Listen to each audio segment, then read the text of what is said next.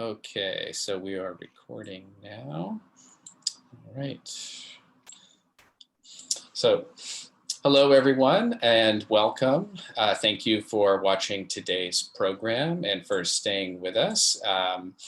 This is Shorts program number 5, One of Us Cannot Be Wrong, and we are fortunate enough to have some of the filmmakers of the films that you've just seen with us.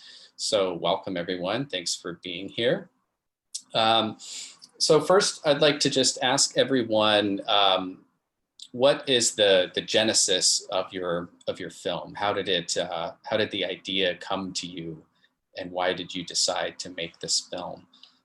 So let's start with if we smarten up. Hi, thank you. The story is based on a real life event, and it happened about 15 years ago or so in the apartment block where my grandmother used to live in Bucharest. And my mother actually told me about this story. So this elderly maid who used to live with a family in that apartment block in Bucharest, she really existed, and my gran knew her back in the day.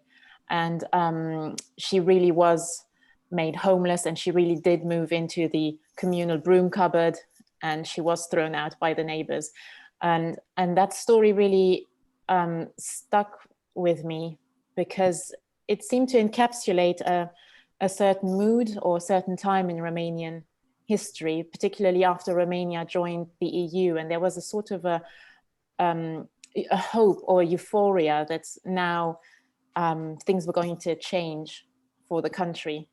And this sort of microcosm of that whole apartment block kind of resonated with me. And actually, as we were filming, because it's quite we had a modest budget, and we actually filmed on location where it happened. One day we were filming outside, and this guy who lives in that apartment block, he saw all these people, he saw the crew and cast, and he was like, "What are you doing?" And a member of the crew said, "Well, we're filming this short film, and it's based on the real story about this woman, Maria, who used to live here." And the guy goes, "Oh yeah, I knew her." And then he said, "Well, after she was thrown out of our apartment building, she moved into this apartment building, and she was thrown out from there as well. And then she moved into that one, and these people didn't want her either, and we just don't know what happened to her after that." So that's kind of the genesis and how it happened. Thank you. Daniela, how did your film start? What was the start of the idea? Well, hi, I'm very happy to be here. And this is one of my first times I talk about my short film.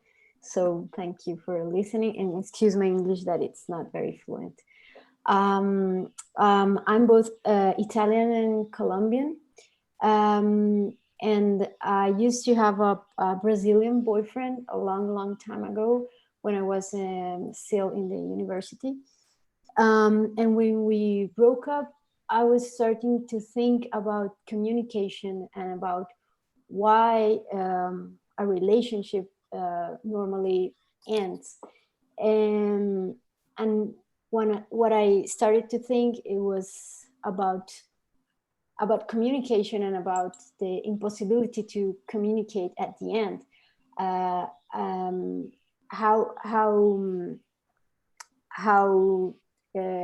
secure, how confident can you be about if the other one is understanding you? Something like it's happening now. I'm not sure if you are all understanding me right or exactly as I mean it. Probably not, because of my language.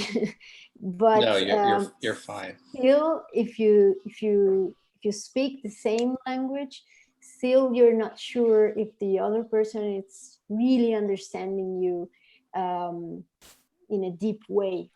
So this is what was the beginning of the short movie, that it's about two persons that are broken. Well, I don't know. You understand? So yes. that was the starting of all. Why why we don't understand each other. And at the end, I think maybe this was an obsession a bit, maybe because I was too young. Maybe now I think it's not necessary to understand it all. But in that moment, I was very obsessed to try to really understand the other one and try to really be understand. Thank you, Daniela. Let's hear from the filmmakers of Margaret. How did your idea start? Well, it started, I can't remember exactly where, but I stumbled across an article about post-mortem photography at the turn of the century. And I sort of found it morbidly fascinating and was doing a lot of research that kind of blossomed around that. And I wrote a screenplay and I brought it to Zach and Amanda, and was sort of just like, is there anything in this? Like, what do you guys think about the screenplay? And I don't know, we all just sort of added on ideas to it from there. And we're all from the Pacific Northwest and had been wanting to make a film collaboratively together for a while now, and especially something that had the elements of the Northwest in it. So yeah, we decided to make a Western epic on a very small budget. It kind of, I think the original screenplay was supposed to just take place in one room, and then I think Zach had the idea to make it more expansive, and it kind of just grew more and more expansive from there until we were filming up and down kind of the coast of Washington on this sort of, I don't know, adventure journey. I don't know if anyone has other things to say about the genesis of the film.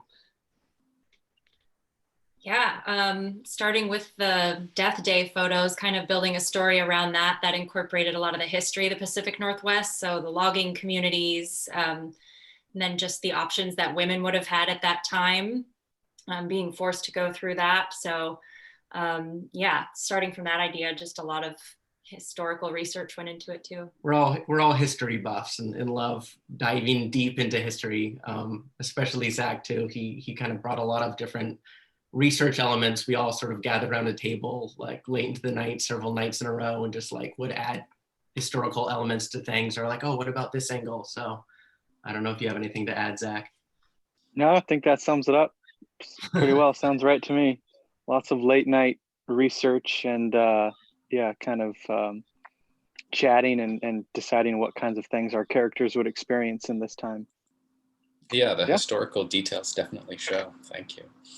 Yeah, thank you. Under the Lights, how did this idea start for you?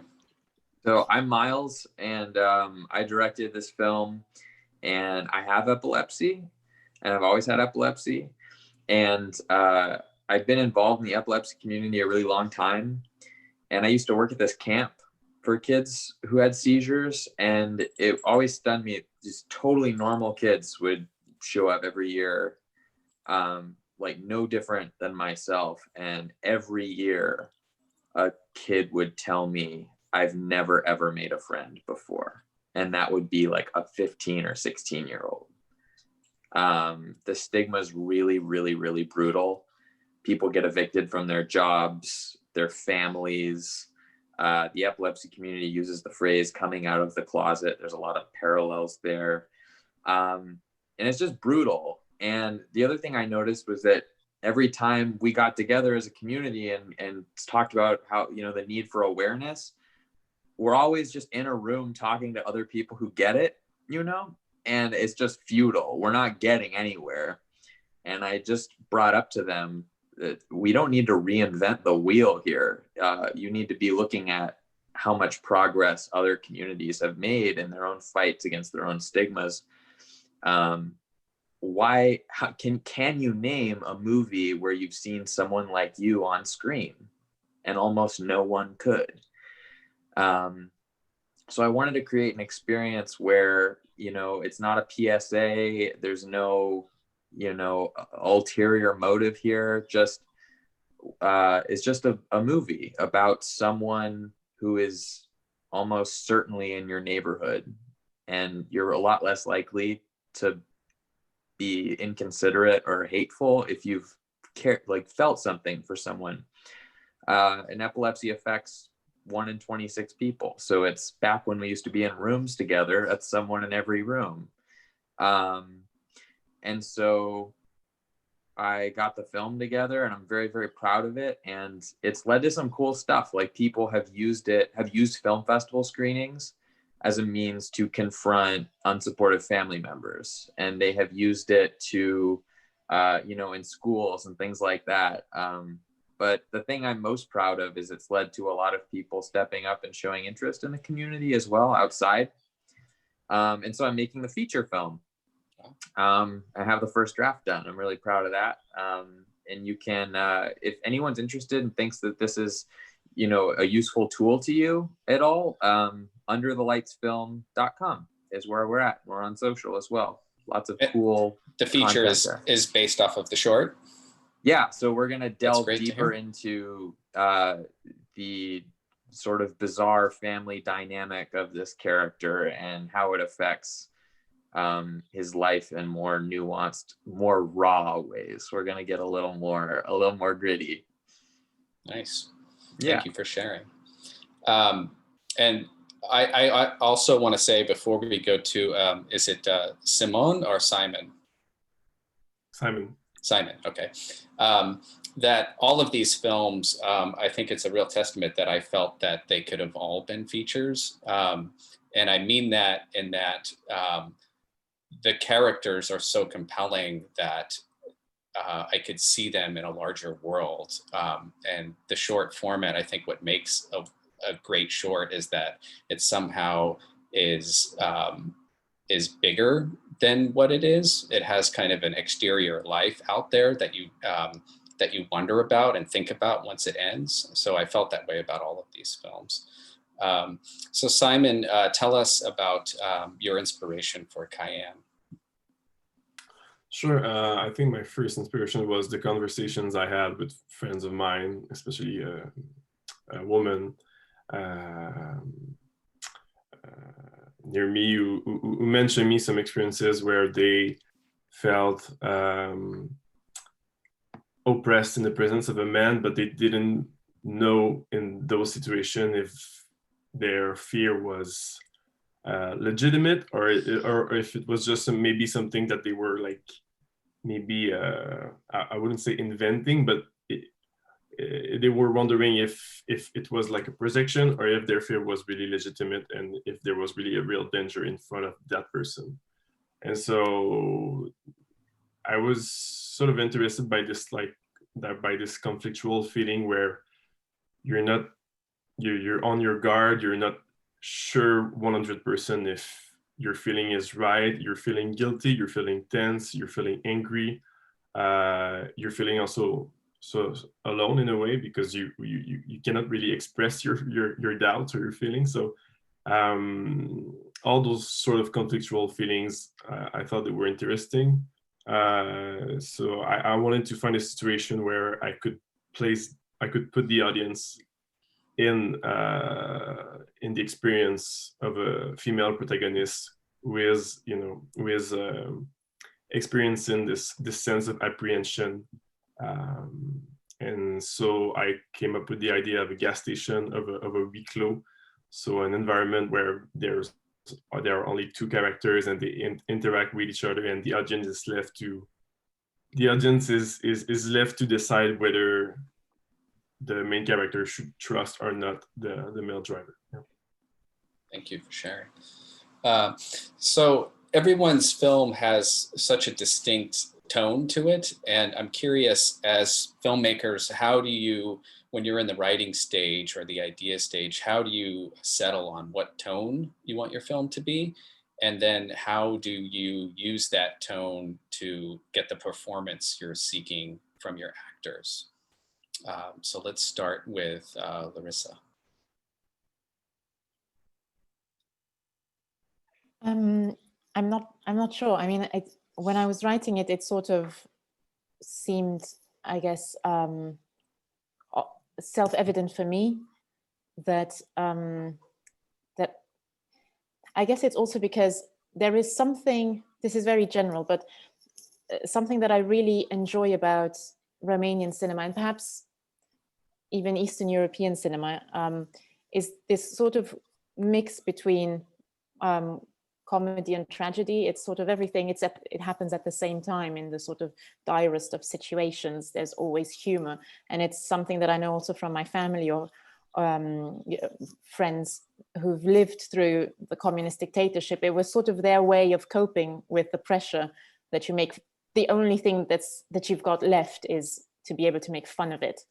And actually there's this one moment in the story which is really was to me the hook that kind of got my interest peaked. It's that this old woman, once she's made homeless and she moves into this broom cupboard, it's very cold in there. It's just this tiny cubby hole and there's a concrete on the floor. And so because it's very cold, she steals the doormats, the neighbors' doormats. And this tiny act is what really infuriates all the neighbors. And I thought this is just kind of perfectly encapsulating the tone of it.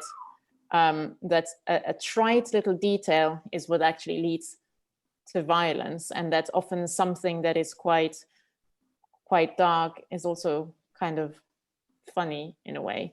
And the main actress, I guess I was just lucky when it's sort of everything comes together, you know, when you're able to cast someone who gets the character and the tone and the story, and you also connect with them on a human level. And I sort of didn't have to explain very much to her. She's quite a well-known actress, sort of one of the great Romanian theater actors, and she's had quite a moving history herself. She's had a bit of time on the street where she was actually homeless.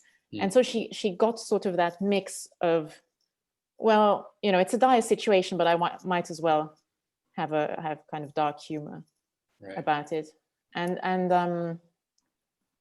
I sort of wanted the in terms of how we are looking at it to be quite detached, that there is a certain rigidity to it and a certain form to it, because that's also how I saw sort of the rigidity of the society and of the mentality kind of trying to break out of it, but actually being sort of incapable to. Thank you. Thanks. Daniela, same question to you. This is about the tone of your film. How did you decide what your tone would be, and how did you get your actors to deliver that tone that you were looking for? I think the tone is related most of the times with what are you trying to say at the end.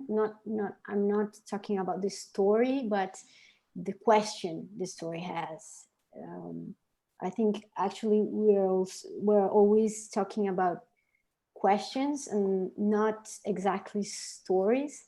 I mean, the story is kind of an excuse to make a question to you and to your actors and to the crew and to the audience. And for me, also cinema, it's very close to life and death at the same time. So it's very close to feeling that for me is very important in films, that it's nostalgia. Is that correct? Mm-hmm. So I think almost every movie, even if it's a comedy, has nostalgia. I don't know, I think so. So in this movie, I was trying to do something very nostalgic because of the topic, but also because of the questions I was trying to make. So with the actors, it was something similar. I work with a natural actor. Is that correct? Natural, like he's not an actor.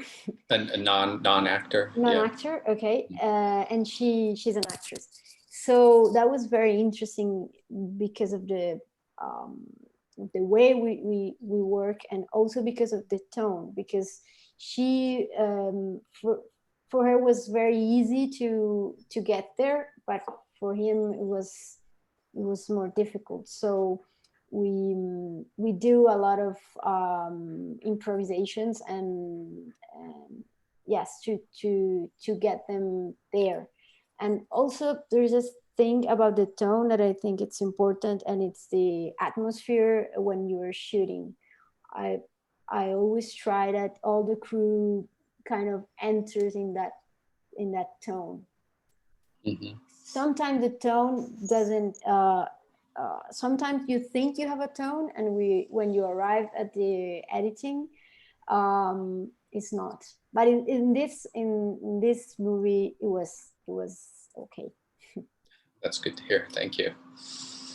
So for the Margaret team, tell us about the tone of your film, how you landed on that particular feeling of tone, and how did that inform your decisions to direct your actors?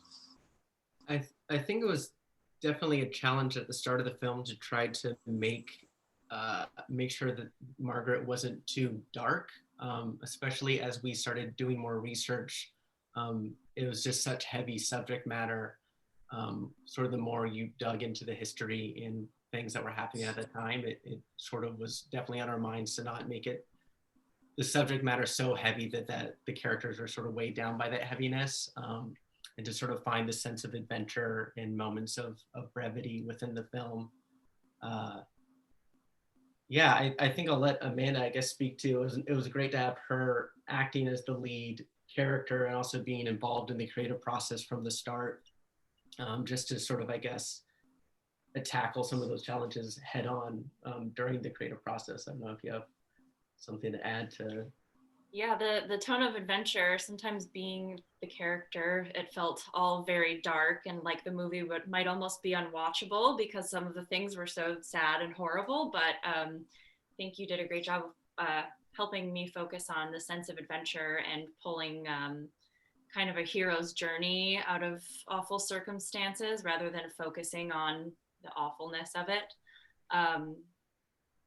Yeah, I think there's a lot of characters that we see go on adventures, but it was kind of nice to be a woman on like a catalytic journey, if that makes sense. Mm-hmm. Yeah. Zach directed us both in several scenes too. I make an appearance in the film, so I don't know if you have something to add as well, Zach, just from. Yeah, I thought that was probably you. And I got the beard gone now, so it's mission's complete. But I think we worked a lot on the script, all three of us together, once Nate had it finished, in terms of honing in, crafting it, and I think making sure that the whole script had the correct tone, and like they were talking about, that it wasn't too dark but it was still realistic. I think in terms of the tone, I'll say that the locations that we shot at, and the fact that most of it, 2 or 3 I think locations, were inside, otherwise most of it was out on the beach or in the forest or wherever, where the elements were real and there was real snow and wind and rain. I think that helped, especially because I think a large part of the film is just a survival film, and just the nature of surviving, and when all that, and what that means. But so I think that the real elements, I think, help set that tone, and the desperation and survival element to it. I think us going around and kind of just setting up and shooting in all these kind of crazy outdoor locations, I think, helped as well. Right. Thank you. Yeah. Miles, how did you settle on the tone for Under the Lights, and how did that inform your directorial decisions with cast? So something that was really important to me throughout the process that kept coming up was that I really didn't want to have what I call a Candyland ending, where, everything's fine now, and it's like, it's so cute, and, everybody comes together and there's a love story and all this stuff. And I was vehemently against that. Because to me, the point of the film is that everything's not fine for this person. And for both characters, they just had this awful, terrible night. right? And that's what makes it a turning point, is that it worked. Things are not going to be normal for these characters, but they're going to find their best version of normal. And I think that's the story of what it's like to have a disability, is accepting everything's not going to turn out perfect, but with a little help, right? In italics, right? With a little help, we can get there. And when I was on set, there was a moment where everyone was, my producers and everyone was coming to me during that last shot where we, were soaking the actors and telling me, Miles, they look miserable. They need to be smiling. They need to be laughing like this. There needs to be a release, or you're just going to crush your audience, right? And I was delirious and exhausted at that point. And I just said, okay, we'll shoot it both ways. But I'm so glad we got it both ways, because that's how we did it first. And I watched this cut where everything works out, and I almost cried in the shower because it was so awful. Like it was awkward and gooey, and it was not the message I wanted to send, right? And so, I wanted my audience to feel like there's work to do, but at the same time, I wanted to empathize with this character, this girl who has no idea what's going on, right? That she has this reaction to be aggressive, and I want to give us an understanding of why, right? I don't want to demonize her. And so those things together kept the film very kind of quiet, and kind of contemplative. And it sort of just runs on stress, I think, right?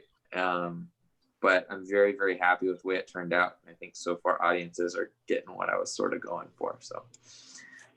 All right, thank you. Simon, how did you settle on the tone for your film, and how did that inform your relationship with your actors and getting the performance that you wanted? Well, first of all, we added for a realistic approach with the film, although the film does use codes, codes from noir films or thriller films. Well, first of all, we wanted to create a situation where the audience where we could play with the audience expectations. So the idea of a gas station at night first is an environment where we are already tense as an audience, because we have in mind those stories of aggressions or theft happening at night, recorded by a CCTV camera. So that was one of the idea with the gas station. It was to have an environment where the audience is already a bit tense, and then the situation comes where there's a male driver whose car broke down, and he comes to the main character and he asks for help. And so we wanted to put the audience in the situation, in the dilemma of the main character, which is, am I going out to help the male driver?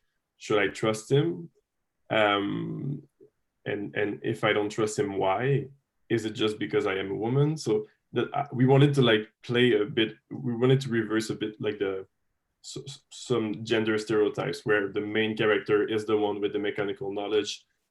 She has the agency to go out and help the male driver, but the only thing that retrieves her from doing so is, well, the legitimate fear of maybe that something's going to happen outside. So that's one way that we approach the tone of the film. So I think while writing the script, I had to choose a good location. I think a good moment in time where we could convey this feeling of apprehension. And then regarding the actors, So Marianne Fortier is the main character, and Jean-Sébastien Courchaine is playing the male driver. And what we discuss, Jean-Sébastien, Marianne, and I, is we wanted to make sure that we're always on a fine line between trust and mistrust. So wanted to make sure that the male driver is not too trustworthy. Yeah. But we also wanted to make sure that it was not too creepy also. So in a way that the audience doesn't really know, as the main character, if we should trust the male driver. And it was the same for Marianne, for the male character. The female character. We wanted to have a female lead that is tense. She is a bit afraid of the situation, but at the same time, she wants to prove that she can repair a car if she wants to, and she's just doing her job. So she also needed to like show a bit of confidence, in herself. So yeah, so that's the way I directed the two main actors. We always needed to like find a fine balance between I would say fear and confidence, and trust and mistrust. Yeah. Thank you. I think we have time for one last question before we wrap up. And I'd like everybody to share at least one moment, either during production or maybe even post-production in the editing room, that you felt that that the film really clicked for you, that you had a moment where you knew this is working. The film that I envision making is happening, and it's all going to be okay. So let's start with Daniela, or sorry, Larissa. I you think changed position on my screen, so I got a little messed up. Right. But No go worries. ahead. I think it would have been in the editing room. I remember when we first started putting the film together with Letizia Stefanescu, the editor. The first cut, I remember panicking. I was like, this is not a short film. What have you done? This is like, it's too much material and it's confusing. And it was just, I had a huge moment of panic. And then as we sort of worked through it, and it was sort of like lots of kill your darlings moments, where it kind of, so many scenes that I thought, no, they have to be there, and I cannot let go of this or that moment. Actually, once we cut those away, it started making more and more sense visually as well. And I'd say the biggest moment, and certainly the one where we argued the most about, was the ending, because there's one more scene that we had in the sort of what we thought would be the final cut for a very, very long time. And I guess it took quite a while for me to let go of that scene. But then once, that sort of Band-Aid was ripped off and we cut it, it kind of came together. So definitely, I think the editing process was the most, the sort of a whirlwind, the biggest one. Can I ask what that scene was, if you feel like sharing? Yeah, sure. I always kind of felt that the film should be held by two characters. So Maria, the maid, and then sort of kind of her antagonist, who's this woman who leads the pack of neighbors. And I wanted the film to sort of start with Maria and finish with her, Mrs. Moldovan. And so the film finished with Mrs. Moldovan for a very, very long time. And she's just on her balcony, and there is like a party at her house, sort of, we've evicted Maria party. And she looks out onto Bucharest at night. And, but no, it sort of had to be much more centered on this one character. It's interesting that she talked about potential, or maybe the feeling of a feature film. And I thought, I think this was kind of a big lesson for me as well, to really make sure about clarity, to really make sure I know what I want to focus on, and then to kind of give priority to this one character. Sure. Okay, thank you. Daniela, did you have a moment in post or in shooting that you felt, this really clicked? Well, something very similar happens to me in the editing, because yeah, when I saw the material, I was very sad about what I was watching, because the movie wasn't exactly what I imagined, and also because, I don't know, we have a lot of problems with the bed that stacks in the door. So the movie changed a lot. First, we have, like, at the beginning, in the script, it was very Aristotelic script, like with 3 acts, very normal script.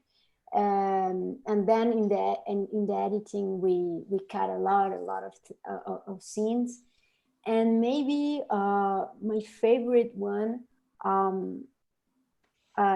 is a scene. It's the last scene as well, and it's the scene with the bed going down the window, which doesn't have actors and doesn't Sure. have and many of my favorite images doesn't have actors. That it's weird, but I think maybe these parts are the most poetic parts of the movie. So maybe they are kind of the conclusion. Maybe they are the answer of that question I was talking about. So maybe that's why I like them, and I really like the last scene, the last image.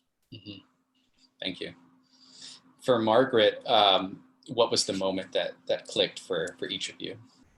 I remember a very specific moment, because I think, like we talked about earlier, throughout the process, I was always very aware of trying to strike the right tone, especially in the editing room, and we had a lot of footage, and just trying to find a way to pay like homage to Westerns and within the Western genre without falling too far into that kind of trope, I guess, and to find a way to make it its own unique sort of standalone piece. And in the editing room, we were playing around with a lot of different music and trying to find something that would kind of fit within the tone. And Zach came to us with this sort of amazing sort of electronic kind of score piece that he wrote. And he was explaining it to me. I was like, that sounds pretty weird. I don't know if that's good, like, just gonna work conceptually. And I plugged it into a scene of Amanda walking through the Olympic Mountains. And that moment for me was like, okay, that's for sure like the movie, that it kind of all clicked into place. That it changed it, like it just kind of adjusted everything to the right tone for me, where I was like, that's the film. So it was very interesting to find it sort of that late in the process. It was like blowing dust off of a piece of gold or something, you know, like, yeah. Had you been cutting to a temp track before then? Yeah, I mean, we had done a much longer cut, kind of like everyone is saying. I think that's just the process. And just I had been plugging in a bunch of different kind of musics that fit the general flow of the scenes. But it wasn't yet until Zach brought some of this original music in that it sort of like was able to click everything into place for me, and definitely, yeah, honed down the film. Very nice. How about for you, Amanda? Well, it was a very physically demanding shoot for me and for everyone, just because we were all outside. So there's a lot of harrowing stuff in the mountains and the rain, but there was one day where we went to shoot and it was just Nathan and I. We were on a ferry, and we'd found, kind of gone to great lengths to find this Victorian mourning outfit from all different places. And it was a cathartic scene. And I just remember we're shooting on this island and like an eagle flies overhead. There's a deer standing nearby, and we're shooting this cathartic scene. And I was like, oh, this movie will work. This is not painful. It just all seemed to be coming together. And yeah, and those are my favorite scenes in the final film too. Very nice. And for you, Zach? I'd probably say we shot it all, I think, in just 16:9 aspect ratio. And we had this idea, we played with color and color tone early on, and we were definitely had this idea of desaturating it and not having it be either black and white or color, but somewhere in between. And we had this idea of sort of making it extra wide and doing like the old CineScope sort of Western aspect ratio after the fact. But for me, when it all came together is when we cropped it full screen and made it black and white.